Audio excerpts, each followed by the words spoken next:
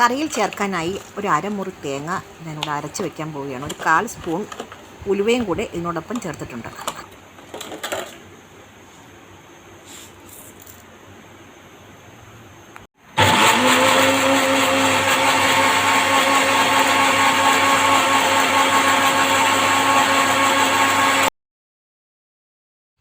ഇനി നമ്മൾ മുമ്പേ അരിഞ്ഞു വെച്ച തക്കാളിയും കറിവേപ്പിലയും തിളച്ച കറിയിലേക്ക് ഇട്ട് കൊടുക്കുക.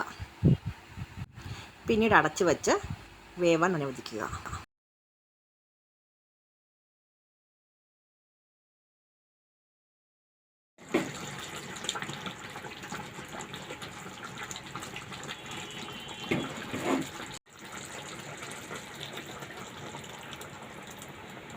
അരച്ചു വെച്ച തേങ്ങ കറിയിലേക്ക് ഒഴിച്ചു കൊടുക്കുന്നുണ്ട് ഇവിടെ.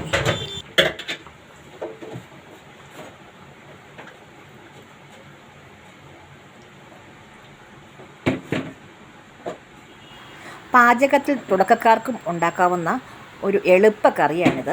അപ്പോൾ കറി റെഡിയായിട്ടുണ്ട്. എൻ്റെ ഈ വീഡിയോ ഇഷ്ടപ്പെട്ടുവെങ്കിൽ ലൈക്ക് ചെയ്യുക, ഷെയർ ചെയ്യുക, സബ്സ്ക്രൈബ് ചെയ്യുക.